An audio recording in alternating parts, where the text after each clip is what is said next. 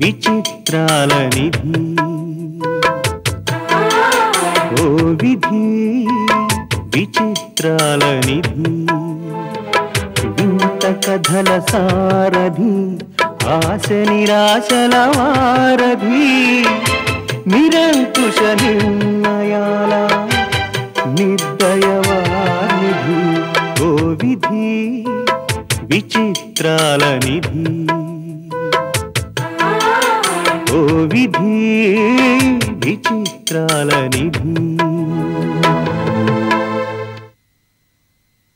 ఈ మధ్య మేము టెక్స్టైల్ మిల్స్కి సంబంధించిన స్పేర్స్ తయారు చేస్తున్నాం. ప్రస్తుతం అవి మీరు పేరున్న కంపెనీలకు ఆర్డర్ ఇచ్చి చాలా ఎక్కువ రేటుకి తెప్పించుకుంటున్నారు. అదే క్వాలిటీతో చాలా తక్కువ రేటుకే మేము సప్లై చేస్తాం. మీరు ఒకసారి మీ ఇంజనీర్ల చేత టెస్ట్ చేయించి చూసుకోండి. అన్ని రకాలుగా మీరు సాటిస్ఫై అయితేనే మాకు ఆర్డర్ ఇవ్వండి. దానివల్ల మీకు ఓవరాల్గా చాలా లాభం ఉంటుంది. ఇమీడియట్గా సప్లై చేస్తాం, క్వాలిటీ ప్రోడక్ట్ ఇస్తాం. ఇప్పుడు మీరు కొంటున్న దాంతో కంపేర్ చేస్తే రేటు కూడా చాలా తక్కువ. ఐసీ ఈ బిజినెస్ లో మీరిద్దరూ పార్ట్నర్సా? కాదు మేడం, బిజినెస్ రెడ్డిది, నేను ఇంజనీర్ని. మేమిద్దరం చిన్నప్పటి నుంచి స్నేహితులం. నేను పెద్దగా చదువుకోలేదు, మా వాడు ఇంజనీర్. అందుకే వాడి తెలివితేటల మీద నాకు బాగా నమ్మకం. నా దగ్గర డబ్బు ఉంది, మా వాడి దగ్గర తెలివితేటలు ఇంజనీరింగ్ స్కిల్ ఉంది. అందుకని ఇద్దరం కలిసి బిజినెస్ స్టార్ట్ చేశాం. అంచేత ఇద్దరం ఈ కంపెనీకి ఓనర్లమే. Very good. స్నేహం బంధుత్వం కూడా వ్యాపారమైన ఈ రోజుల్లో మీ ఇద్దరు ఇంత స్నేహంగా ఉన్నందుకు చాలా ఆనందంగా ఉంది. మీ వర్క్ సంగతి ఎలా ఉన్నా మీ స్నేహాన్ని చూసి ముచ్చట పడుతున్నాను. అందుకైనా మిమ్మల్ని ఎంకరేజ్ చేయాలన్న డెసిషన్ కి వెంటనే వచ్చేసాను. Thank you madam. అంతేకాదు, మీరు మీ వర్క్ షాప్ ని మరింత డెవలప్ చేయడానికి కావలసిన సహాయ సహకారాలు అందిస్తాను. అవసరమైతే ఫైనాన్స్ కూడా ఇస్తాను. రోజీ గ్రూప్ ఆఫ్ కంపెనీస్ కి మార్కెట్ లో ఎంత వాల్యూ ఉందో మీకు తెలుసు. మీకు ఇష్టమైతే మా అనుబంధ సంస్థగా మీరు ఉండొచ్చు. మా కంపెనీ పేరుని ఉపయోగించుకోవచ్చు. ఆర్డర్స్ సంపాదించడం, మార్కెటింగ్, పబ్లిసిటీ ఈ విషయాల్లో కూడా మీకు హెల్ప్ చేస్తాను. Thank you very much madam. మొదటి పరిచయంతో మీరు మమ్మల్ని ఇంతగా ఎంకరేజ్ చేస్తున్నందుకు మీకు కృతజ్ఞతలు చెప్పుకుంటున్నాం. మళ్ళీ మిమ్మల్ని ఎప్పుడు కలమంటారు మేడం? మీ ఇష్టం. ఈసారి వచ్చినప్పుడు కాంక్రీట్ ప్రపోజల్స్ తో రండి. దాన్ని బట్టి మనం డెసిషన్ కి రావచ్చు. అలాగే మేడం. మీ ఇంటర్వ్యూ దొరుకుతుందో దొరకదోనని భయపడ్డాం. అలాంటిది మీరు టైం స్పేర్ చేసి మమ్మల్ని ఎంకరేజ్ చేస్తున్నందుకు మరోసారి కృతజ్ఞతలు చెప్పుకుంటున్నాం. వెళ్ళొస్తాం మేడం. నమస్తే. నేను ఫ్యాక్టరీకి వెళ్ళొస్తాను మేడం. ఆగో, మన కంపెనీకి కావాల్సిన స్పేర్స్ తయారు చేసి తక్కువ రేట్ కి సప్లై చేసి కోట్లు గడిద్దామని బయట వాళ్ళు మన దగ్గరకు వచ్చారు. కానీ ఇన్నాళ్లుగా ఈ కంపెనీలో పనిచేస్తూ ఏసీ రూముల్లో కూర్చుని కారులో తిరుగుతూ వేలకు వేల జీతాలు తీసుకుంటున్న మీకు మాత్రం ఇంతవరకు అవి మనమే తయారు చేస్తే కంపెనీకి మరిన్ని లాభాలు వస్తాయన్న ఆలోచన మాత్రం రాలేదు.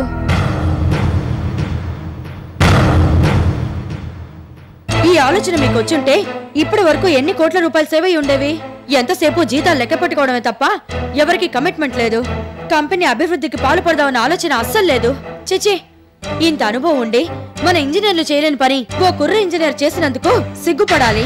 మీకెంత చెప్పినా దున్నపోతు మీద వాన కురిసినట్టే. ఇది మీతో అయ్యే పని కాదులేండి. ఆ ప్రభు చాలా తెలివైన వాళ్ళ కనిపిస్తున్నాడు, పైగా ఇంజనీరు. అలాంటి వాడు మన కంపెనీలో ఉంటే వండర్స్ చేయొచ్చు, కోట్లు సంపాదించొచ్చు. అంచేత అతని ఫ్రెండ్ కి తెలియకుండా ఆ ఇంజనీర్ ప్రభు ఒక్కడే రేపు ఇక్కడికి తీసుకురండి. ఎందుకు మేడం? మిమ్మల్ని పీకేసి ఆ పోస్ట్ లో కూర్చోబెట్టడానికి. కంపెనీ బాగుపడడానికి కావాల్సిన ఆలోచనలు రావు, కానీ ఇలాంటి చచ్చుపుచ్చ అనుమానాలు మాత్రం వస్తూ ఉంటాయి. ఎందుకు ఏమిటి అనేది మీకు అనవసరం. నేను చెప్పినట్టు చేయండి అంతే. అలాగే మేడం. ఇక మీరు వెళ్ళొచ్చు.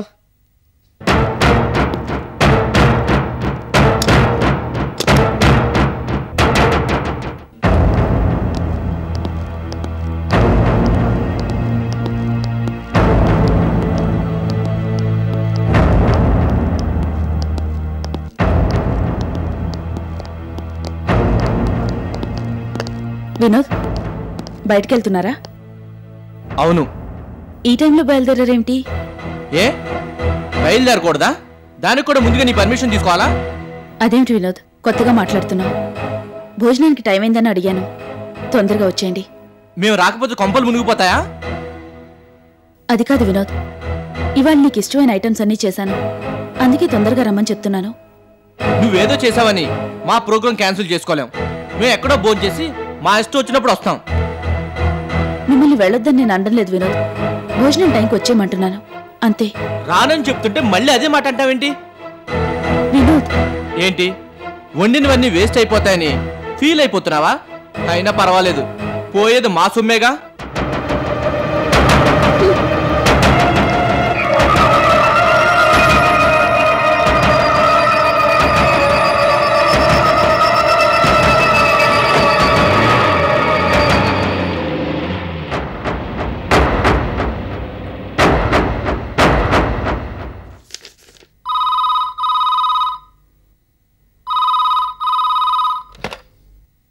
హలో, ఎవరు? నేను కావేరిని మాట్లాడుతున్నాను. ఎందుకు ఫోన్ చేశావు? మీతో అర్జెంటుగా ఓ విషయం మాట్లాడాలి. మీరు వెంటనే క్లబ్కి రావాలి. నువ్వెవరితో మాట్లాడుతున్నావో తెలుసా? అదేమిటి మేడం అలా అంటున్నారు? లేకపోతే ఏమిటి? ఫోన్ చేసి డిస్టర్బ్ చేయడమే కాకుండా క్లబ్కి రమ్మని ఆర్డర్ కూడా వేస్తున్నావు. అసలు నీ గురించి నువ్వు ఏమనుకుంటున్నావు? నన్ను బయటికి రమ్మని పిలిచే స్థాయికి ఎదిగిపోయాననుకుంటున్నావా? చూడు, నీకు ఇదివరకు ఒకసారి చెప్పాను, ఇప్పుడు మరోసారి చెప్తున్నాను. నువ్వు నాకు అటాచ్మెంట్ ఉన్న కూతురివి కాదు, నేను అపాయింట్ చేసిన కూతురివి. అది గుర్తుంచుకో. నేను ఇక్కడ ఉన్నదే మీ పని మీద, అందుకే ఫోన్ చేశాను. మీ సంగతి తెలిసి కూడా అనవసరంగా ఫోన్ చేసి మిమ్మల్ని ఎందుకు డిస్టర్బ్ చేస్తాను? ఇంకా ఒంటి మీద ఆ మాత్రం తెలివి మిగులుందిగా, సంతోషం. అయినా క్లబ్కి రమ్మని చెప్తున్నా, నీకసలు బుద్ధుందా? అక్కడ మనల్ని ఎవరైనా చూస్తే మన రహస్యం బయటపడిపోతుంది, మొత్తం కదా అడ్డం తిరుగుతుంది. అది కూడా తెలీదా నీకు? కరెక్టే, కానీ అవన్నీ ముందుగానే ఆలోచించాను. లక్ష్మీదేవి ఏదో పని మీద బయటకు వెళ్ళింది. ఇప్పట్లో వచ్చే అవకాశం లేదు. భార్గవి వంటింట్లోంచి వచ్చే సమస్య లేదు. వినోద్, దీపక్ ఊళ్ళో లేరు. ఇక మిగిలింది సంధ్య. అది మొహం మార్చుకుని గదిలో పడుకుంది. కాబట్టి వాళ్ళెవరూ మనని చూసే అవకాశం లేదు. అందుకే మనం మాట్లాడుకోవడానికి వీలుగా ఉంటుందని అంత ధైర్యంగా మిమ్మల్ని క్లబ్కి రమ్మంటున్నాను. మీరు తప్పకుండా రావాలి. సర్లే, ఆ విషయం 10 సార్లు చెప్పనక్కర్లేదు. నేను వస్తాను, కానీ ముందు నువ్వు ఫోన్ పెట్టేయ్.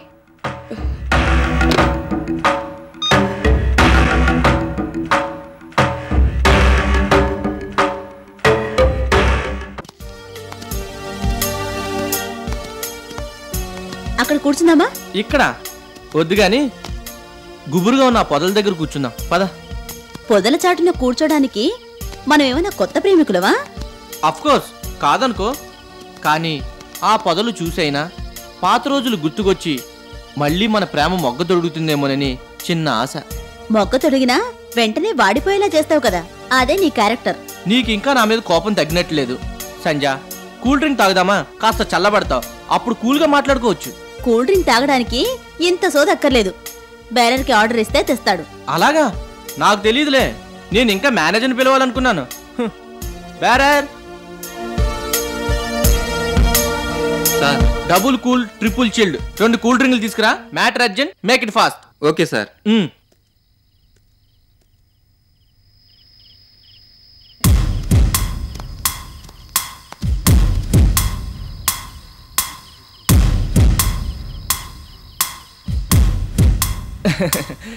సంజ, సెక్రటరియట్లో పనిచేసి ఒక ఆయన వచ్చాడు. జస్ట్ ఇలా వెళ్ళి విష్ చేసి వెంటనే వచ్చేస్తాను, సరేనా? విష్ చేసి వస్తానంటావు, ఏదేదో మాట్లాడి అతనికి జీవితం మీద విరక్తి కలిగేలా చేస్తావు. వద్దులే. అబే, అంత లేదు సంజ. నేనేం మాట్లాడినా భార్యవు కాబట్టి నువ్వు భరిస్తావు, కానీ ఆయన ఎందుకు భరిస్తాడు? పైగా పెద్ద ఆఫీసరు, నోసు మీద ఉంటుంది కోపం. అందుకని నా నాయస్ ఎక్కువసేపు భరించలేడు. ఇంక చాలు గాని అక్కడే అతుక్కుపోక వెంటనే రా. ఇక్కడ నీకోసం నేను వెయిటింగ్ అని మర్చిపోకు. అబ్బా, కూల్ డ్రింక్ అన్నా చల్లగా ఉండేలా ఎంత మంచి మాట అన్నావు సంజ. అయినా ప్రేయస్ని వెయిటింగ్ లో పెట్టడానికి నేనంత ఫూలిని కాదు. 5 minutes లో వచ్చేస్తాను, ఓకేనా?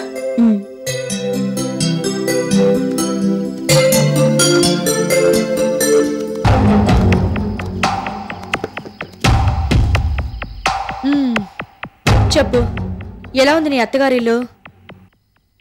నేను అక్కడికి వెళ్ళక ముందు కళకళలాడుతూ ఉండేది. ఇప్పుడు అనుమానాలతో అపార్థాలతో వెలవెలబోతోంది. Very good. వెలవెల్లాడమే కాదు, కొన్నాళ్లకు వెలవెల్లాడుతూ అందరూ విడిపోతారు. ఆ కుటుంబంలో ఒక్కరు కూడా లేకుండా పోతారు. లక్ష్మీదేవి కుటుంబాన్ని నాశనం చేయడానికి నిన్ను పంపించాను, మర్చిపోయావా? అది గుర్తుంది, కానీ మనం కరెక్ట్ రూట్లో వెళ్లకుండా రాంగ్ రూట్లో వెళ్తున్నామేమో అని అనుమానంగా ఉంది. నీకు ఆ అనుమానం ఎందుకు వచ్చింది? లేకపోతే ఏమిటి? ఎంతసేపు భార్గవిని ఎలా బయటికి పంపించాలా అని ప్లాన్ చేస్తున్నాం, కానీ ఆ కొంప నాశనం అవడం గురించి ఆలోచించడం లేదు. అంత తేలిగ్గా తీసిపారేకు. ఇదంతా ఓ చైన్ రియాక్షన్. ఇవన్నీ ఒకదాంతో ఒకటి ముడిపడి ఉంటాయి. ఇప్పుడు నా ఫస్ట్ టార్గెట్ భార్గవి. అమ్మ ఆపరేషను, చెల్లి చదువని నా ముందు చేతులు కట్టుకుని నిలబడ్డ భార్గవి ఇవాళ ఆ ఇంటి కోడల స్థానంలోకి వచ్చి క్లబ్లో నన్ను నిలదీస్తుందా? ఆ రోజే దాని ఫేట్ ని డిసైడ్ చేసేశాను. దాన్ని ఇంట్లోంచి బయటికి పంపడానికి అప్పటినుంచే పావులు కదపడం ప్రారంభించాను. అది నిజమే. కానీ సంధ్య వైపు నుంచి నరుకు రావాలన్న ఆలోచన రావడం నిజంగా గ్రేట్. అసలు ఆలోచన ఎలా వచ్చింది? నీకు మొదటే చెప్పాను, ఆ ఇంట్లో అందరికన్నా ప్రమాదకరమైన మనిషి సంధ్య.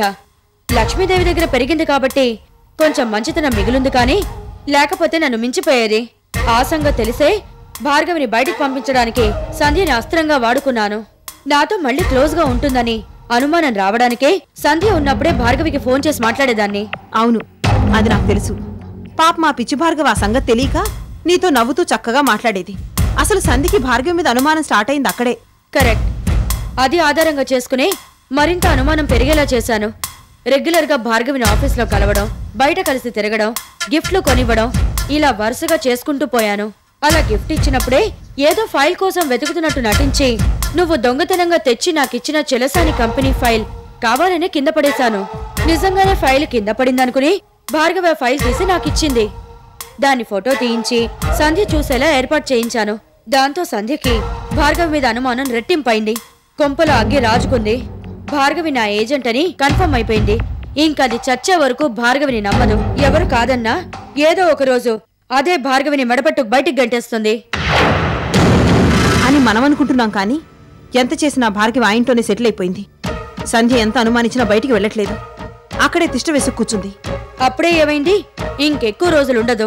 అందుకేగా వెంటనే సంధ్య ప్రెగ్నెన్సీకి గురిపెట్టాను.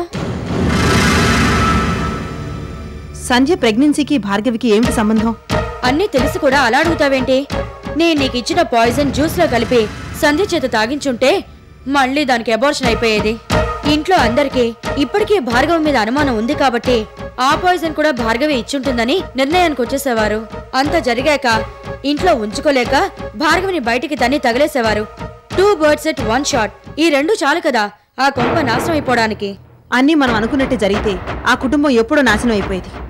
కానీ ఇప్పుడేం జరగలేదుగా. భార్గవి ఇంకా ఆ ఇంట్లోనే ఉంది. సంధ్య తొందరలోనే పిల్లానికి అనడానికి సిద్ధంగా ఉంది. దాని గురించి నువ్వేం వరి అవుకు. అందుకేగా నేను ఇంకా ఆ ఇంట్లో ఉంచింది. మళ్ళీ సంధ్యకి అబార్షన్ అవ్వడం గ్యారంటీ. ఆ దెబ్బతో భార్గవి బయటికి వెళ్ళిపోవడం అంతకన్నా గ్యారంటీ. ఆ ప్లాన్ కూడా రెడీగా ఉంది. అది సరే, నేనింకా ఎన్నాళ్ళా నరకంలో ఉండాలి? ఇప్పుడు అక్కడ నేను చేయాల్సిన పనేమీ లేదుగా. అలా అంటావేంటి? చేయాల్సిందంతా నువ్వే. వాళ్ళింకా ఆ ఫైలు ఫోటోలు గొడవలోనే ఉన్నారుగా. కాస్త తేరుకోగానే మరో షాక్ ఇద్దాం. అదే ఫైనల్. ఆ దెబ్బతో ఆ కుటుంబం నాశనం అయిపోయి అడ్రస్ లేకుండా పోతుంది. నా పగ చల్లారుతుంది. నీ పని నా పని కూడా అయిపోయి మనం హ్యాపీగా ఉంటాం.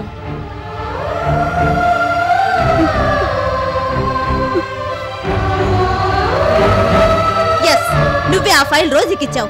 నువ్వు ఇంటికి కోడలుగా రాలేదు. రోజీ మనిషిగానే మళ్ళీ మా ఫ్యామిలీని విడగొట్టాలని వచ్చావు. ఏ రోషం పొడుచుకొచ్చిందా? రోజీ ఏజెంట్ అయిన ఓ దొంగతో మోసగత్తతో మాట్లాడి నన్ను నేను దిగజార్చుకోలేను.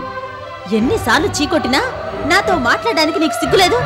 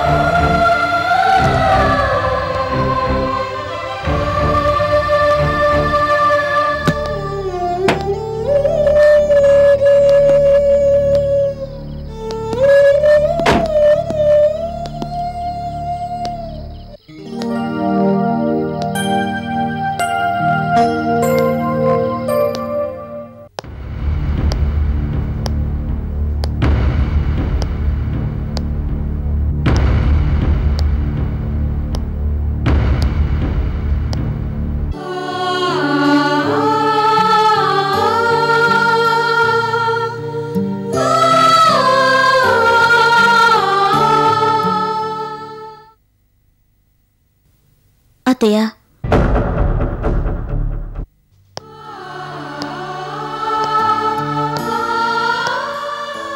నన్ను క్షమించత్తయ్యా. నేను నిన్ను క్షమించడం ఏమిటమ్మా? నువ్వేం తప్పు చేశావని? మీ మంచి మనసుకి అది గుర్తుండకపోవచ్చు అత్తయ్య, కానీ క్షమించడానికి కూడా వీల్లేనంత పెద్ద తప్పు చేశాను. ఏంటమ్మా ఇది? ఇలాంటప్పుడు మనసు ప్రశాంతంగా ఉంచుకోవాలే గాని ఇలా ఏదేదో ఊహించుకుని మనశ్శాంతి లేకుండా చేసుకోకూడదు. నేనొక మూర్ఖురాలత్తయ్య, నా వల్ల మీకు మనశ్శాంతి లేకుండా చేశాను. మిమ్మల్ని ఎంత అపార్థం చేసుకున్నానో నాకిందాకే అర్థమైంది.